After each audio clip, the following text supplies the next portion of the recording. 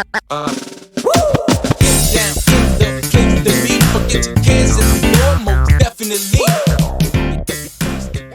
goes on, guys? We're back here again with yet another review, and today we're going to be taking a look at something that I didn't think I was going to pick up until I saw it in person. We're going to be taking a look at the brand new McFarlane Toys Gold Label Collection Edition Walmart exclusive Azrael Armored Batman. Now, this is a really dope figure. I actually took it out already and was kind of messing around with it, and I'm really satisfied with a lot here. I only have one major complaint as far as I can think, and I just really like what they got going on here. So obviously here you can see DC Multiverse, Azrael Batman armor. On the side here it says Azrael Batman armor from Batman Knightfall. On the back you get this awesome ass artwork. Definitely going to try to maybe cut this out and have like a little poster of this Batman armor, because that is super cool. I go back and forth on what I like McFarlane to do with the design. Sometimes I like the way that they use the comic book art. Other times I think the action figure photography is good. It just really depends, because then sometimes they do like these horrendous like just digital renders of the figures, and that's so stupid. You get the top and the bottom. There is the barcode if you're looking at it. These are, like I said, a Walmart Gold Label exclusive. Gold Label, it seems like it's either way. It's either Target or Walmart. So this one just happens to be at Walmart, which makes sense. It's blue. But this looks awesome. It is awesome. So I thought I'd go ahead and show that off. Without further ado, let's go ahead and pop this bad boy open. So getting the Azrael out of the package, like I said, I only really have one issue with it, and it's just been an issue with McFarlane in general recently, but this is a dope figure, at least in my opinion. And you know, you guys know me, I'm a huge Batman fan, and I usually try to get all the suits of Batman, but I wasn't super interested in this one. I saw the Mafex one, and I was like, oh, that's really cool, blah blah blah. And then McFarlane did it, which kind of, you know, kind of always seems like they always do the similar things at the similar times. I mean, Ben Reilly, Spider-Man for Mafex and McFarlane, or I'm sorry, Hasbro hit at the same time, and then now McFarlane and Mafex decided to do this Knightfall Batman. You know what I mean? It's just a weird coincidence kind of thing. Who knows if there's people telling these companies, well, do this or do that. But anyway, taking a look at what we got over here, taking a look at this head sculpt. That is a sick looking head sculpt. Very clean and crisp, and the red eyes in there look really nice. I like that a lot. I like the angular sculpt for it, and then you get this overall pauldron kind of looking deal, and I like that a lot. The shoulders and upper torso, it seems like the upper torso, upon inspection of popping the head off, is molded in this gold color, kind of like how Hasbro does their marbly plastic gold, but this looks far better than that in my opinion. And it's painted blue on the neck, which does look nice. I like this Spawn-like type cape, which you would think is a McFarlane thing, but it's actually just how the design of the suit is. The texture on the gray parts is awesome, and then you get this beautiful gold paint on the shoulders, which have good range, which we'll talk about in a minute. And then you get this cool design on here. You get the gold on the center, which seem to be separate pieces. I could be wrong. Maybe they're painted. I'm not really sure. If they're painted, they're painted super cleanly. I like that a lot. And then you get the hands, which kind of gets me into my issues with the figure.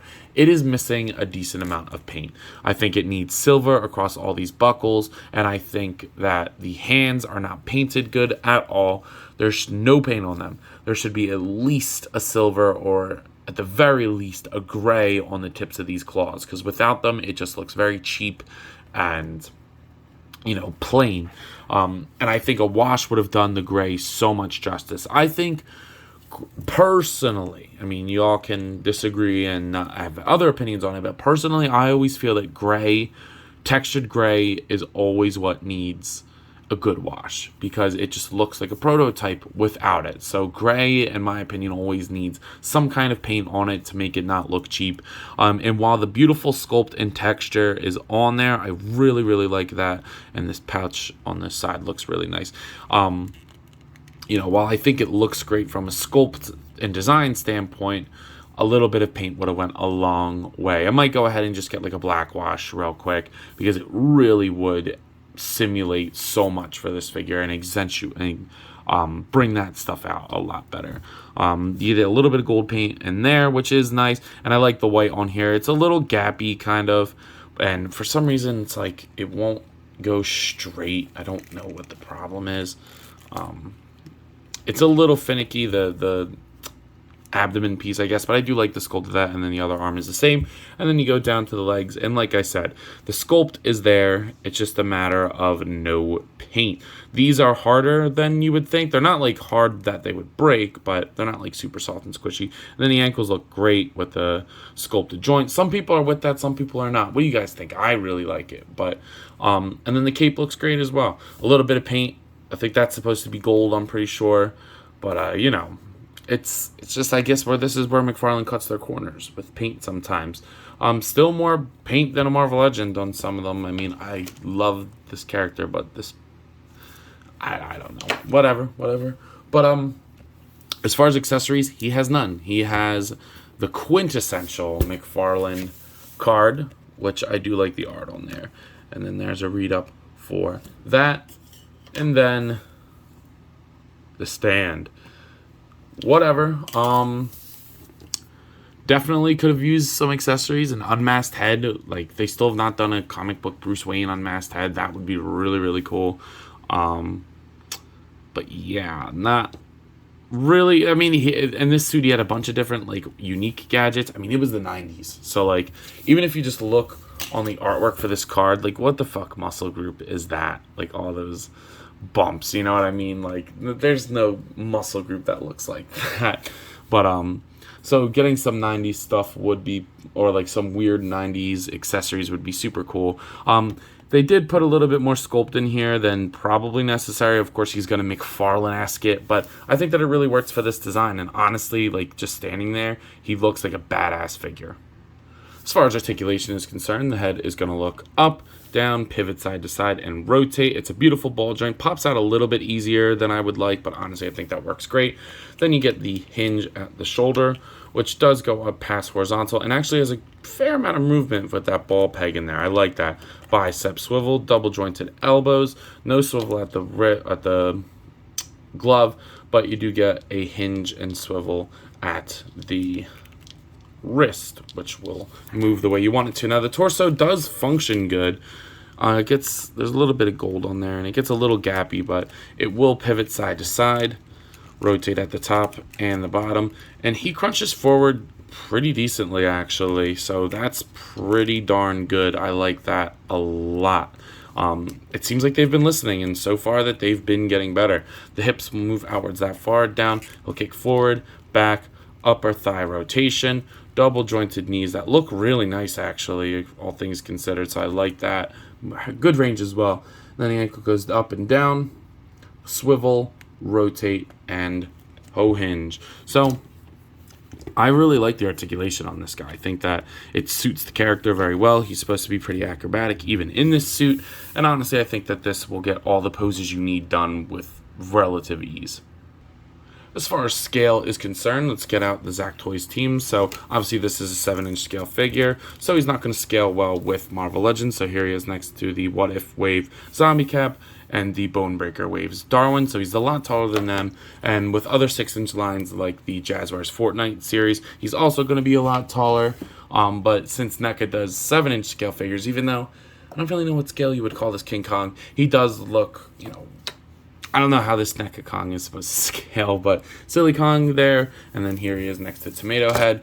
But what you probably will want to see him next to the most is this Dark Knight Returns Batman. Two very iconic Batman suits, in my opinion, Batman designs. Definitely a Dark Knight Returns guy. It's like my favorite Batman story ever. But yeah, there he is next to them. So I always pictured him being a little bit taller in this suit. I mean, it's an armorized suit. And I think that is reflected really good here, so I do like that a lot. So I know somebody out there is asking, yo, Ant, what are you thinking of this fig? And I gotta say, he is pretty damn awesome. Not something that I was super excited for to begin with. I mean, I've read Knightfall. It's not like my favorite book ever. I can't wait to see him next to my Azrael. I do have that original release of Azrael, the one with the weird cape. So I would like to eventually put them together, but, you know, just right now, Azrael isn't stored, so unfortunately that's not possible. But as far as I'm concerned, this is a really good Batman figure, and this line to me just keeps improving, whether it be the articulation, interchangeable hands for accessories, some accessories. It has been improving, and while this one's not exactly perfect in everything that I want it to be, it is a lot better than it used to be. So at a price point of $19.99, which these are still $19.99, even the exclusive ones, I'm going to go ahead and give this a 9 out of 10. The only complaint I have really is obviously I want them to be pinless, but I don't think McFarlane's ever going to do that. But a little bit more paint would go a long way, whether it be the wash on the gray, some punched in details on the buckles and things like that. I would really like that. The claws are the biggest thing for me though. But other than that, I think that this is a pretty damn good representation of this version of Batman. So 9 is where it sits. Let me know what you guys think though. I could be crazy. Maybe it sucks, or maybe it's a lot better than I'm giving it credit for, even though I think 9 is pretty good. So without further ado, I believe that's all I got today. So if you've not already, please do yourself a favor and me and like, comment, subscribe. Also be sure to follow me on Instagram and TikTok. I have a lot of fun over there, and I'm sure you all will too. But I think that's all I got. So as always, let me know. I gotta know. You coppin'? I'll see you guys in the next one. Peace.